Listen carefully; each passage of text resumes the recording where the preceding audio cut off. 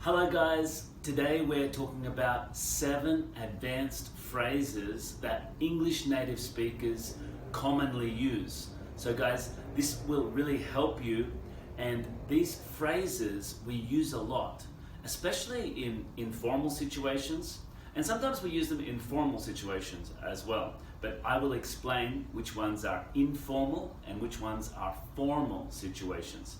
These phrases are not used a lot, so you probably don't know these phrases. So it's very important you take note and try to include these in your daily speaking of English, because these phrases, guys, native English speakers use them a lot.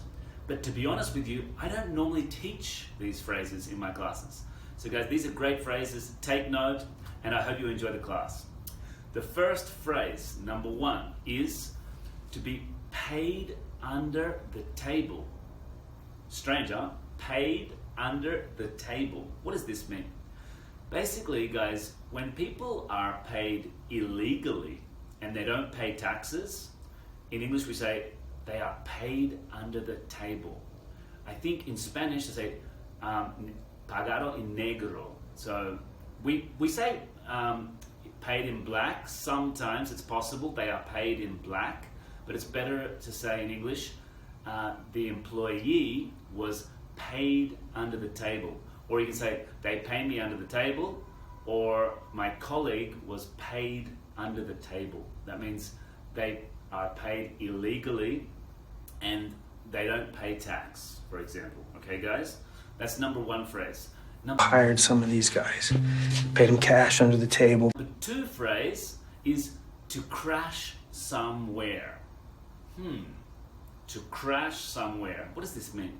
You are probably thinking a car accident or a crash with 2 cars. No.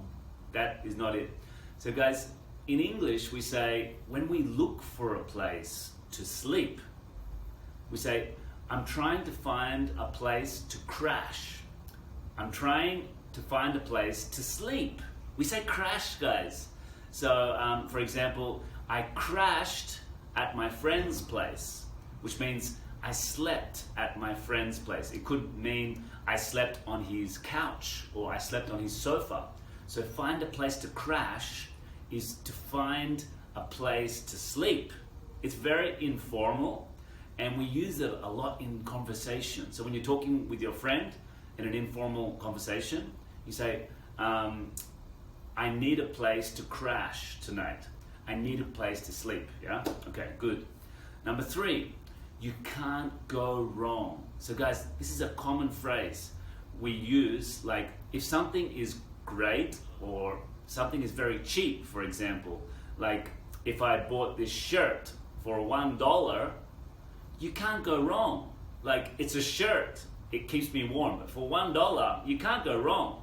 Like maybe it's bad quality, but it doesn't matter. For $1, you can't go wrong.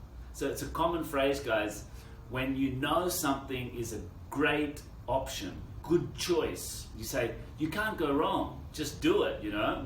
This is a great choice, yeah? So guys, number 4, to make it work. To make it work. So, for example, the pandemic situation is quite difficult. We must stay at home. We must not go out, but we make it work. We work from home on the internet. We go shopping once a month, and we make it work. So this is a common phrase, guys. We use it when it's a difficult situation, but it works. We can succeed in a difficult situation. We make it work.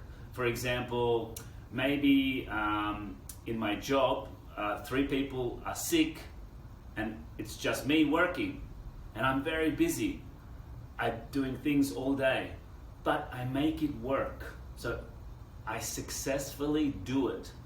It's possible that I can do it. I make it work. It's a common phrase we use, guys.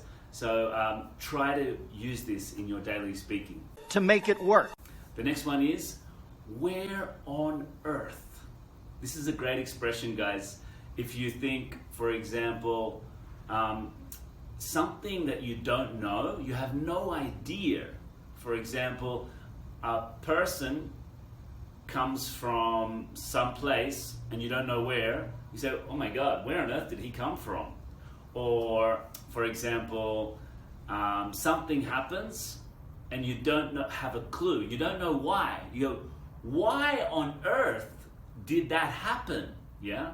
Why on earth would he do that? Another example is, imagine I lost my shirt and I lose it for 1 or 2 years and I can never find it. And then suddenly I find it. I said, where on earth was my shirt?